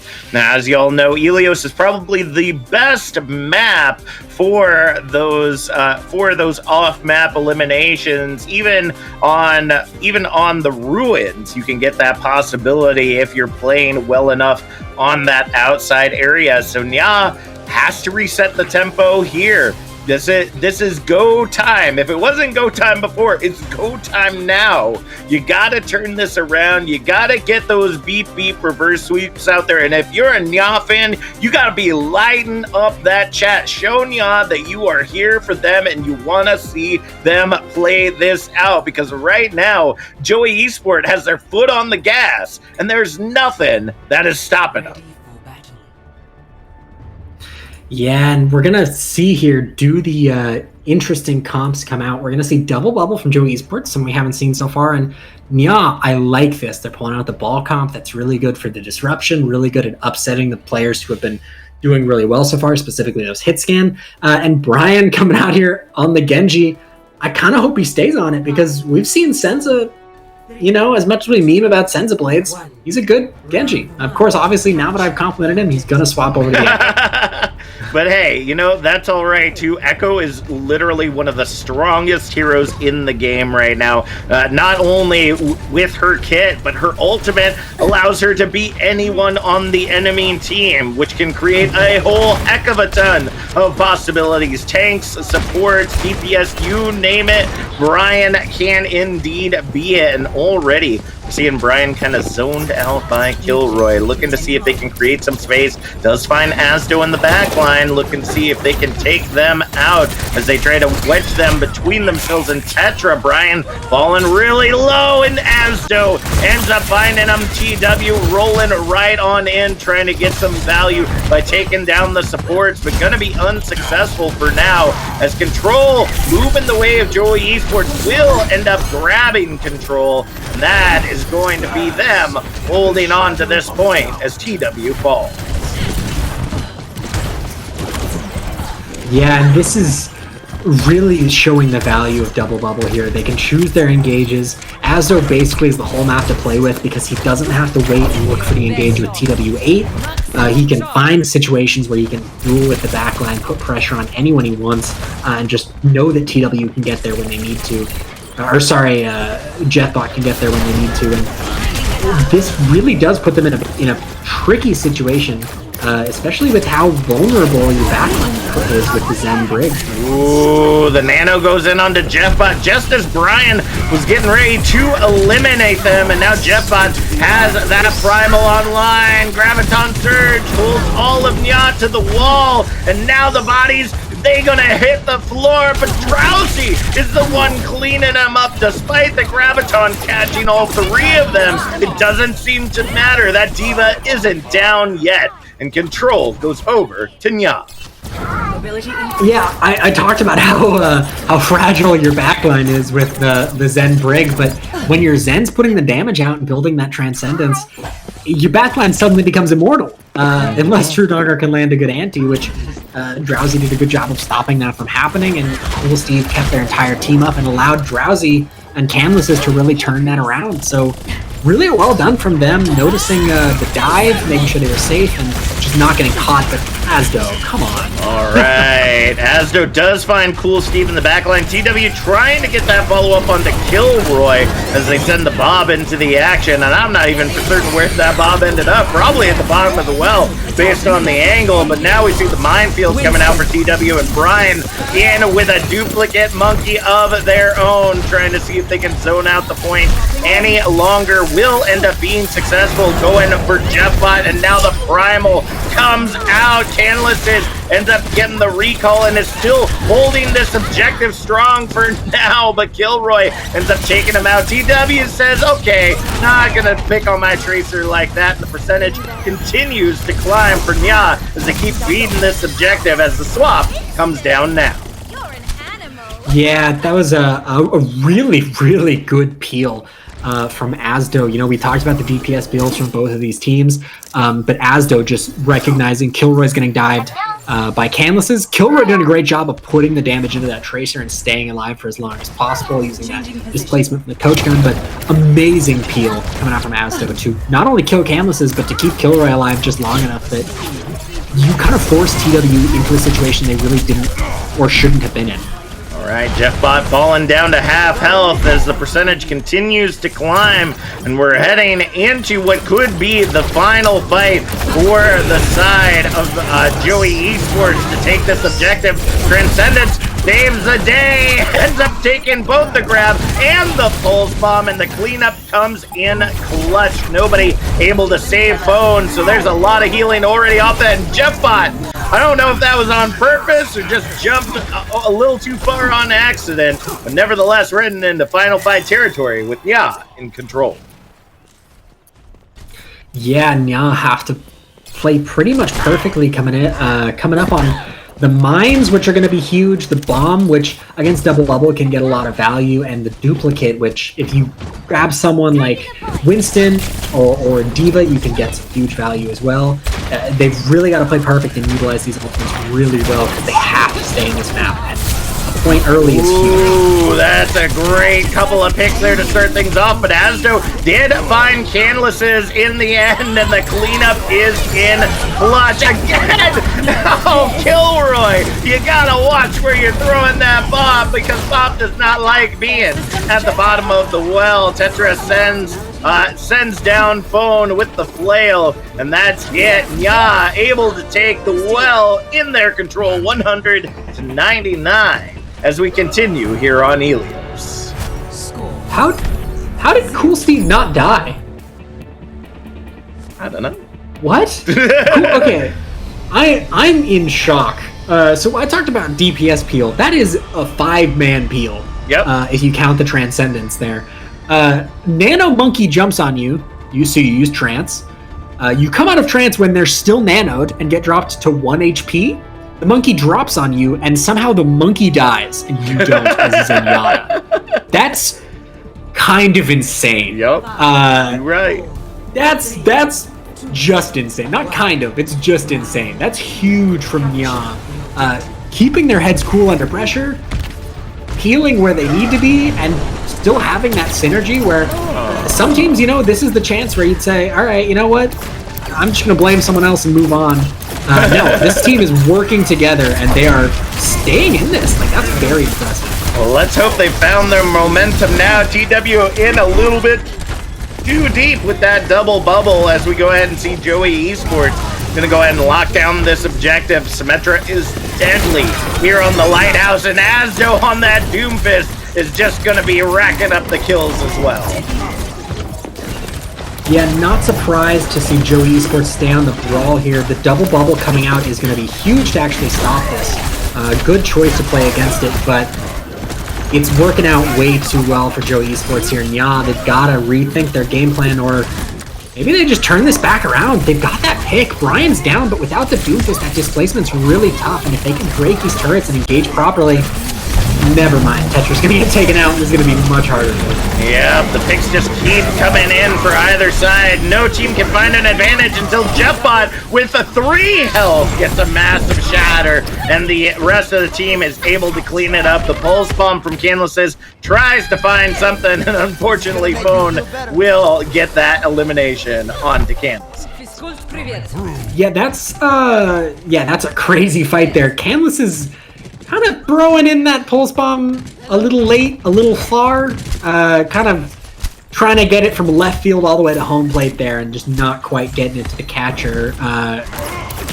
Maybe something you might want back in this next fight, especially when there's no bubble or Diva to really stop it. Ooh, Meteor Strike comes in, finds Tetra amidst the chaos, and now Cool Steve is next to go. Your supports are out of the fight, and the beat is invested by Phone. Ring-a-ding-ding. They are continuing to lock down this objective, and there is nothing that seems to stop them.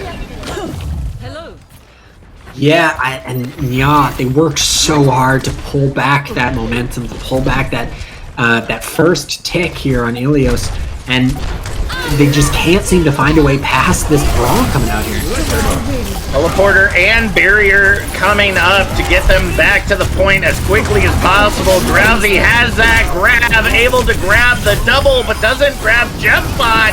Now it is going to be up to TW and Brian to clean up this objective with 2 tanks swinging and electrocuting away. It doesn't matter who QZ sends over the side. That's going to be good for NYAA as they take control at the 99.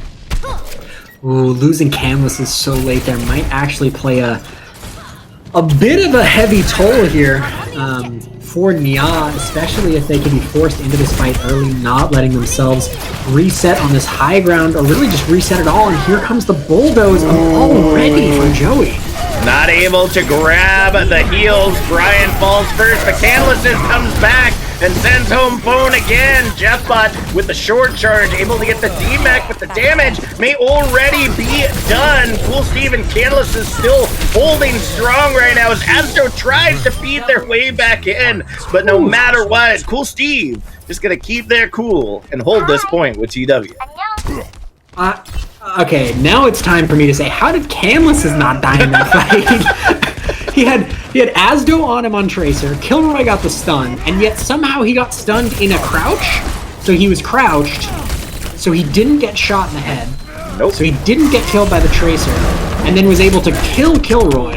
That's crazy. That shouldn't have happened. Yep, that is unfortunate, but now we're going to see an angry monkey coming out, and boy, howdy, TW knows how to clean it up, grabs the double with that Primal Rage. Asdo does find Cool Steve, which really could put things into their advantage if they are not careful. Asdo still trying to come in on that Doomfist, but Drowsy not going to allow it, and now we're heading into Final Fight territory. Yeah, and running the Monkey Diva like this, it's not quite classic dives. You're not really engaging on things. You just have to be together and use those abilities to escape, and they are together now. They've still got that synergy from this first point when they took well, and oh no, Canvases. Okay, whew, I thought he was going to look for like the crazy poke. All right, QZ already diving in onto Cool Steve, but the Nano has gone in on to TW, I believe, trying to hold it all together. Pulse Bomb coming in, does enough damage to get Jeffbot down to the Whittle, and now the only one to remain is QZ on the objective. They gotta take that monkey down. Oh, also, True Donger falling to Canvases in the end, and the only one left to touch is a wounded QZ. NYAA, the brooms are here. They're ready to sweep Joey under the rug as they put a point on the board. Yeah, and I just want to go back to that Bulldozer composition. Also, Anna played the game. One sec, I want to see what this is. Yeah. We can talk about Bulldozer in a second. This is not something we see very often. All right, you got one pick. Keep your team up as well. Oh, saving them from the Pulse Bomb and a good ante to secure the fight. Okay, you know, good Anna play the game. That's something you don't see very often. I'm even more of a ghost. This is crazy. What if I do the screen light? You're just not like OBS Ninja. That's unfortunate. Into the void. The deeper we go down the hole, the further Bard gets away, because you know they're just like there's no ties for you to feed on right now. There's just like no a bad tieability. J-horror ghost. Okay. Yeah, I want to talk about that Bulldozer comp that Joey Esports was running, because I think that kind of decided it. Like, Bulldozer is a really good composition. When you run the Doomfist, you run the Monkey Rhine, and you engage really fast in those early fights, and you really just want to just go. Your whole point is everything is cleave, your whole team is going in, and you kill all of them at once in one fight. And that's really strong up until you don't have the objective point anymore. So when you look at it, when you see comps where it's run, we see it a lot on Legion, where we saw it earlier. We see it on Control a lot. It's like Mecha Base on Busan, it's seen pretty consistently. When you win those first fights, it's really good, because that's like 50%, because you just keep doing it. You do the same thing over and over again. All take all tough. Eventually you lose, and then you swap to a regular composition. And Joey Esports have invested super heavily in this Bulldozer composition, to the point that when they lose the point, and that's when you're like, okay, now we swap to something else. We swap to a more standard composition. They're too invested in this composition. And it's cost them in the past. It cost them against Aphelion. when they had a closer game. And it cost them, I want to say it cost them that map against NYAA, where they had a chance to, you lose a fight, you've lost the point, and then you swap it up to a standard comp, and you just need one fight win. So you're at 99, and they didn't want to do that. And maybe throwing that away just a little bit in a way that you really don't have to do. And honestly, I think that in some sense they need to start working around the idea that they are going to lose fights, because I think that might be what it is, where they're thinking, all right, we're just going to win all of our fights, so it's not going to matter anymore. We don't ever have to swap off of Bulldozer. And NYAA looking really good, bringing that back around, doing a really good job of working to get a map back and put themselves in a chance to even try to sweep this back around. But now they come up against what might be their biggest challenge since Lijiang Market, in that this is Joey Esports map pick. Yep. They can tailor pick the map that they want to fit them, and that's gonna be rough for NYAA, judging by how Lijiang Market went. I mean, Bard, we're heading to hybrid, and we haven't seen it yet, so I have a feeling I already know where we're going. The brawl has been working out really well for them. I don't even think Juke even needs to tell me right now where we're heading, because I have a feeling we're going to Kings Row. If you want to really be in a definite brawl map centric, a kind of map, you got to take it to the Row. And first off, congrats for you underdog cheers out there. 56k trank bucks divided between Billy Guy and 11 others who only invested 4k. Like, that tells you how big of a differential there was right there for that final match. And lo and behold, it looks like I got this one right. Kings Row is going to be our next map. And yeah, I mean, you can play that dive that was working out so well for you, but Joey Esports might have this one on lock if they haven't lost steam. Yeah, but I here's the thing. NYAA looked really good on the Mei Cree, holding those aggressive choke point angles and using the Mei and the Cree in the off angles really well on Hanamura. Which, if you look at the first choke for Kings Row, very similar. In a lot of ways, it does kind of mirror that first choke and those choke points for Hanamura that NYAA were working really well. And if they swap King Crimson in and run that Mei Cree with Canvases and King Crimson that worked really well on Hanamura, they might be in a very good position here to actually take a second map and be the first team. They're already the first team that's taken us to map 6 this season in a grand final. So good job, everybody. You've already set a season 7 tranquility record, even though it's season 6. My predictions are so far into the future that I guarantee you next season it'll also just be sweeps. No, but I do think that they've got a chance. Fingers crossed, knock on wood, because I've caster cursed pretty much everyone individually in this game so far. But I think might have a chance to turn this around. Yeah, it's really going to be up to them to be able to lock this down, because they get no more second chances here. Well, I guess this technically could be another second chance if they end up drawing it out like they did Hanamura, but the ability to draw out this map compared to Hanamura is a little bit more rare. So they really got to lock down this first point objective, and you know that NYAA's going to be on that attack first, so Joey is going to be the ones to be able to draw that line in the sand to say, do not pass go, do not collect this third point objective, and do not set a really good time bank. The question is going to be, how is NYAA going to answer to that? Because there's a lot of different compositions that can be run on this map. We know that the brawl is definitely a big one, the rush being right on top of that as well. But one thing that has been working out really well in the higher levels of Overwatch, if the team is well coordinated enough, on top of that rush is a Doom Rush. There's a lot of teams that have a really hard time shutting down that Doom Rush coming in. And if NYAA They seem like they're playing with it a little bit. Might not opt into it, but if they could be something that could really turn around these matches. Yeah, but also interesting to note, Canvases isn't in. Nope. They took Canvases out. Season 6 MVP hitscan player Canvases is not in this game, so they're going to run double flex DPS, and looks like they want to do it with the Hanzo. All right, looking to get some combos, looking to get some dinks maybe. Already the immortality field's off as we go ahead and see sends up moving back into position with the rest of the team as TW fallen a little bit early, and maybe this is their goal. Maybe if they mix things up, bring Canalises out of the fight and have a little bit more flexibility on that DPS line, and maybe it'll work out for them.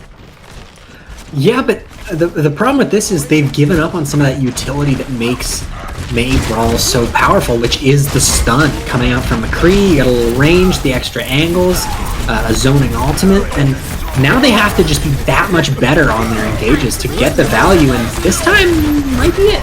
All right, the Deadeye is already ready and raring to go as Kilroy gets healed up and ready to send it on out. First tick on the objective as we see the stun coming in. Dragon Strike, though, cleans up JeffBot. Not going to allow them to live through that defeat. Now getting invested from Phone, as does the Deadeye of Kilroy. They're able to find two with the help of Asdo, but is it too little too late? Brian clicks, booming heads right now. The Blizzard now invested from Asdo. They gotta get them off this point, and they gotta make it happen soon. And Phone is sending Brian home as that time bank keeps dwindling down. Yeah, and they're gonna commit the Blizzard here too. Wow. They're gonna actually stay in this fight. Immortality, True actually got picked early and came back with the Immortality to keep his team up in the Blizzard there, and turn that around in a fight that Joey Esports had already turned around. Someone get this bus, it keeps going in the wrong direction. And both of these teams here are fighting like this is the last map for both of them. Joey Esports continuing to put the effort in like they're the ones on match point, not vice versa. And NYAA, they know that this is their grand finals life on the line. They really need to win this map and set a good time on this offense, and they're doing it so far. Well, I think it is, as you said, Guard, they are on match point, so they're trying to shut this down as quickly as they can. The bomb comes in, Shatter from JeffBot finds nothing but shield, and we see the trade there between JeffBot and King Crimson. That beat gonna hold NYAA together just a little bit longer, but it might just be too little too late because that Ice Queen is just too strong. Asdo able to grab the double and has that Blizzard online for the next fight. Yeah, we are going to be looking at a couple good ultimates coming up for NYAA, but none that really match up to that Blizzard. Maybe if they can get a pick with this Dragon. We saw Brian use it defensively last time, actually saving TW from dying by putting a Dragon basically through him.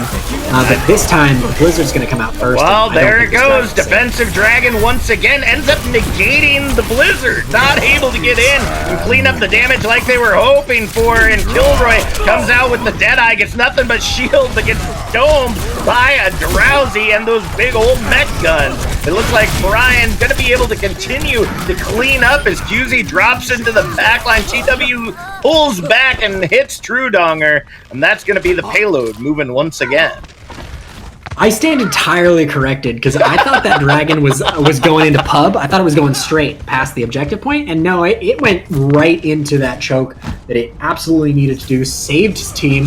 TW owes Brian like 4 lunches at this point. The amount of times he's been saved by those dragons. And really, this puts them in a great situation. All right, we see the amp coming out. TW ends up getting caught very, very quickly, and the cleanup comes in hot, fast, and heavy as we see NYAA head back to spawn. Yeah, quick reset there after losing TW. Very good from NYAA. They realized, all right, our main tank is dead. Window's just gone out. We really don't have a chance in this fight, so let's everyone hold S, come back to spawn, and we can reset as 6, which is good. And Brian with another Dragon, really just putting a ton of poke damage up on this Hanzo, and I think they're going to engage with it. All right, back into the fight they go as they try to isolate out Asdo from the rest of the team. The Shatter coming out from TW. Doesn't get the value it's looking for, but that dragon is trying to negate the shatter of Jeffbot. Still finds TW amidst the chaos, and now the self-destruct is on the high ground. Blizzard invested in return, and the double kill comes in. The Blizzard doesn't find the limbs it's looking for. Self-destruct going high, but QZ not able to find the value they're looking for either. It's now a 4v4 on this objective, and Kilroy has the Deadeye online. Are they gonna pop it, or are they gonna hold it? Here comes the Amp, trying to provide some additional healing, but the beat saves the day. Tetra able to hold onto it just long enough to keep this speed fest going, and although Asdo finds Brian amidst the chaos, I think it's too little too late for them to retake this objective. They're going to try to stagger out as much time as they possibly can on this objective. NYAA is going to take this second point and move their way into the Founder. Yeah, really just cleanup work here from NYAA, which is going to be great for them because they're fine to just build up these ults here. Drowsy going to be coming up on a bomb. QZ was looking for the remake kill, kind of trying to be cheeky there, but not going to work out as they get taken down. And they've managed to actually build up like almost 60% of a shatter there. They built up the bomb. Brian coming up on another dragon. Not able to save TW last time, but still putting in a lot of zoning pressure there and doing some damage, forcing the IMO out. So really in a good position here as long as they can get into this fight before Blizzard gets built. All right, Dragon Strike goes in, and the High Noon to try to counter it gets nothing but shield and defense major, immortality. Either way, the shatter though from TW comes in hot, fast, and heavy as they go ahead and clean up this objective once again, heading into what could be final fight territory. Yeah, that was a very fat shatter coming out from TW. Getting a lot of first deaths on that Reinhardt. Obviously, when you run this many brawl, the whole point is to isolate Ryan and kill him. So you're meant to die a lot. But TW kind of, maybe a little angry, getting some revenge there with that shatter. All right, beat invested, as is the Blizzard bomb on the high ground. Does grab phone in the end, and Asto just trying to hold, but gets taken down by Brian on the flank. 45 seconds remaining on the clock, and Kilroy and QZ, DMEC QZ rather, is the only ones left trying to hold on to this objective, will be successful and stave them off for another fight. Yeah, and Phone being caught out of position by these bombs pretty consistently, died the last two of them, making this a lot harder for their team to reliably get the beat there. Tetra able to get theirs off, almost swung that for NYAA in a very back and forth fight, but it looks like Phone is going to be able to use it this fight because they didn't get forced to last fight. Deadeye able to get that DMEC, and Tetra is trying to go in for the pit, trying to touch the objective and keep things going. Somebody's got a touch, but Kilroy is on a kill-eating spree right now. The payload's stuck at 63 meters, but NYAA has a lot of room to breathe as long as they can shut down Joey early. Yeah, and that really is the difference there between Joey Esports, who are running a pretty typical comp for them, Jeff Bond and QZ on the tanks, and having Kilroy in on the DPS. Whereas NYAA, with King Crimson and Brian in, when one of them has to swap over to that McCree, there's always the chance that, they're flex bar players, they're flex DPS players. They're not specializing in hit scan, and hit scan takes a lot of mechanical skill, a lot of practice, a lot of time put in there. And Brian doing wonders on that Hanzo, not able to quite find the same level of value on the McCree that Kilroy was getting at the end there, and not able to quite make up for some of the differences between these two teams because of it. But that's pretty impressive still. You made it through two of the hardest chokes in the game, one of which we are going through right now, which I would not be surprised if there was a full hold there.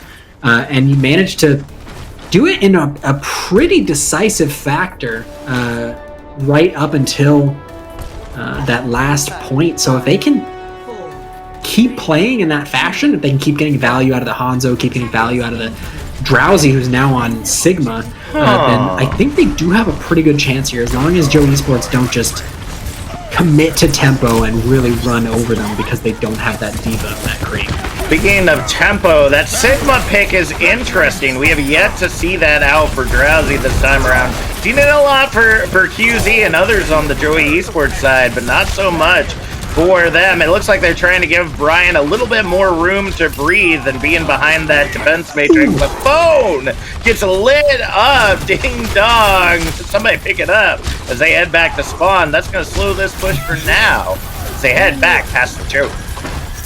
Yeah, you have to be really careful about when you start walking, especially against the Hanzo, who's basically just firing the entire Amazon rainforest at you with those tree trunks that they lob out here. But True building up a window very quickly, and this is going to force a lot of space. That's a great way to start things off. Dragon Strike already online, though, as Kilroy does find TW. The Blizzard comes out as we see the picks continuing to come in for Joey. Finds Cool Steve, gets a follow-up on King Crimson, and now somebody has got to touch this point. First tick online for Joey as they hit 240, and now they're looking for that second. There it is. They've got to get onto this objective. They got to get this point, but TW falls again. Gravitic Flux coming out, brings up 3, but the Immortality holds it all together, and they're not able to touch point in time. The respawns aren't going to be there for them to hold this last choke as they all head back to the far spawn.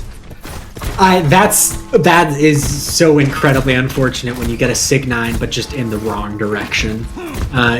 You've picked up half the team, you forced ammo, you've taken a huge chunk out of that Ryan's health point, but you have to float because that's the whole point of the ultimate, and you just can't touch the objective point on time. That's really just tragic for NYAA here, but they get this reset.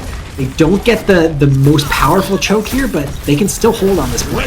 That's right. The Born Bear is a great place to hold if they can, and the stun comes in from Brian just in time, but QZ finds Drowsy with the self-destruct, but King Crimson has created a winter wonderland for NYAA to go ahead and clean up. The presents are there, and they're taking them all the way back to the bank as they send Joey Esports spiraling past the choke.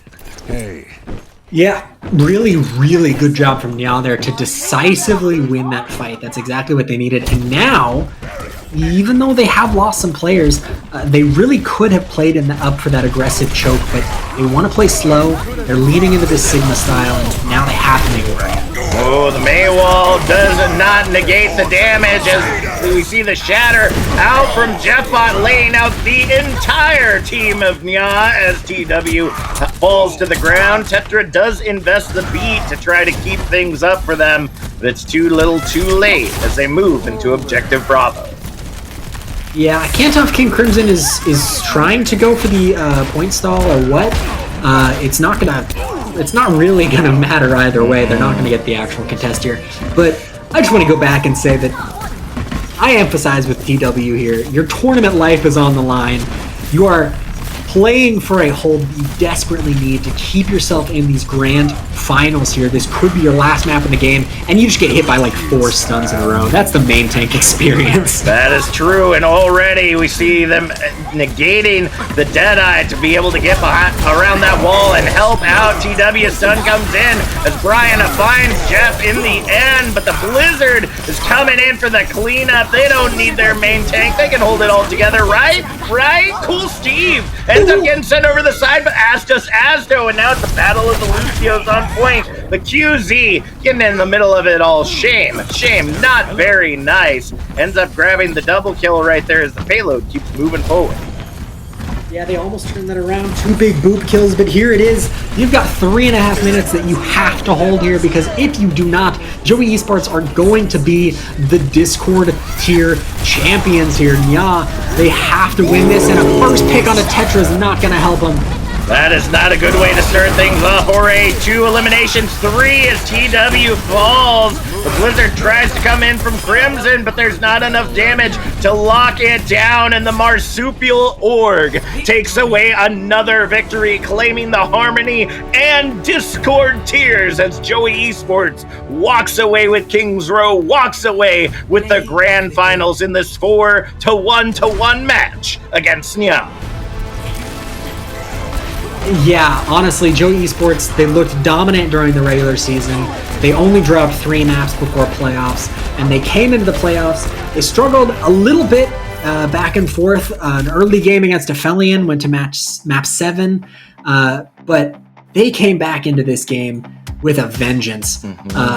They drew for Bard, obviously, thank you for that. But also, they just came in to win. They came to play to win. I think the only map that they lost, which was Lighthouse, was because they overcommitted to a comp. It wasn't because they played badly. And they really just brought everything here to win a very decisive game as I continue to be slowly white balanced into oblivion until there's nothing left on my screen. But Joe Esports, kudos. You've had a heck of a season. Undefeated from start to finish. Really just a great season from them, and well-deserved win in the grand finals. Yeah, that is absolutely one for the books. Not only have we seen one organization be able to take 2 grand finals spots, but also I don't think that we've seen, or we've at least rarely seen, a completely undefeated season. They dropped a couple of maps along the way, but to have a team... Flashbacks last season. Oh, did they go completely undefeated? And commit season 3. All right. We've had almost won a season for a while. All right. Well, it looks like it's Joey Esports locking in that one this time around. So let's go ahead and send it to player of the match. And I feel like, I hate to say it, but really, it's that main tank diff. It really is. Jeffbot on that Rhine, just outplaying TW left, right, and center. TW was playing really well, but one thing that we've continued to note about a lot of the tiers is that, unfortunately, at the end of the day, you don't get to play everyone, right? And so these big teams like Ragnarok and NYAA, the ones that we thought were the top of the top, never got to face the ferocity of Joey Esports in their full form like they did today. And obviously, even though Joey was seen as having maybe a little lighter load to be able to get to and through the playoffs, obviously they have drawn the line in the sand. They have set themselves up on the pedestal, and it is well deserved. They have obviously put in a lot of practice, and you can tell by that absolute Rhine diff that Jeffbot was setting up. Who do you got, Bard? Yeah, see, I was thinking Jeffbot because the Rhine was there. I was thinking maybe one of the DPS because they were really putting in some work, especially Asdo going from role to role. But for me, I think it's got to be True Donner. I think if we go back, or when we go back, because this was a very good match. Yep. Minus 1 or 2 games that were decisively not as close as they probably could have been. These were close maps, and the draw especially was really entertaining on Hanamura. But if I go back, and when I go back, I think the person I'm going to realize has been doing more and more in all of those maps that we just weren't talking about as much was True Donner on the Baptiste, because Immo to set tempo, windows incredibly quickly, healing to keep Jeffbot up when they were going in those crazy aggressive engagements, and honestly just kind of way too many picks for a support. Like, you're getting way too many kills here. Relax. I know we say he's better, Soldier 76. Soldier's supposed to be getting kills though. That was meant to heal people.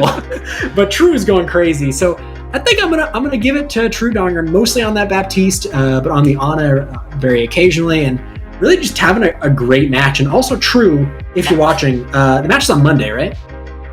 Which match? No? Okay. Anyway, that's an inside joke. Exclusively for me and True, who share trauma with being a GM. That I hope that he knows that every time someone says that, a little part of my fight or flight goes off. But also, great match from Joe Esports. True MVP from me on the Baptiste. And absolutely just incredible.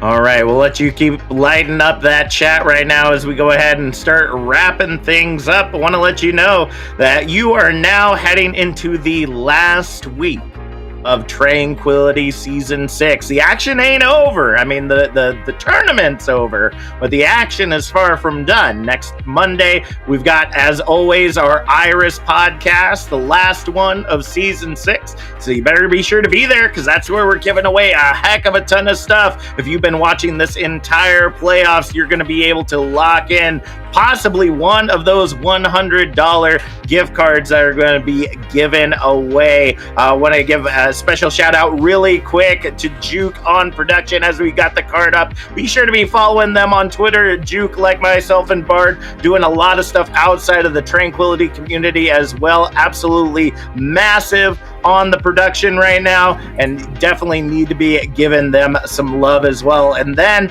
after Monday night next week, we go into our all-star matches. If you missed this last week, where Yeti and Thug drafted up all the all-star teams, seeing essentially the best of the best voted upon by y'all as to who will take this one away. I think last season, if I remember correctly, one side, Indigo or Orem, just did a clean sweep of every single side. So the question is going to be, which side's going to take it? Who's got the heavier hitters this time around when you see so many dispersed amongst the tiers? And as always, you got Harmony on Tuesday, you got Transcendence on Wednesday, and you got the Discord tier on Thursday. And after all of those nights, we're going to be having special beat drops, some of those with your end of season award winners, and a very special one coming in on Monday night. So be sure to be tuning in for all those. Not for certain where that's going to be now that we've made partner. Maybe be here, maybe still be on YouTube. We'll find out over the weekend.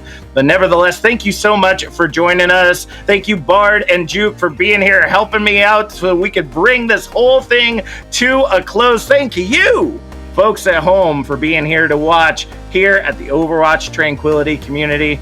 We will see y'all next week.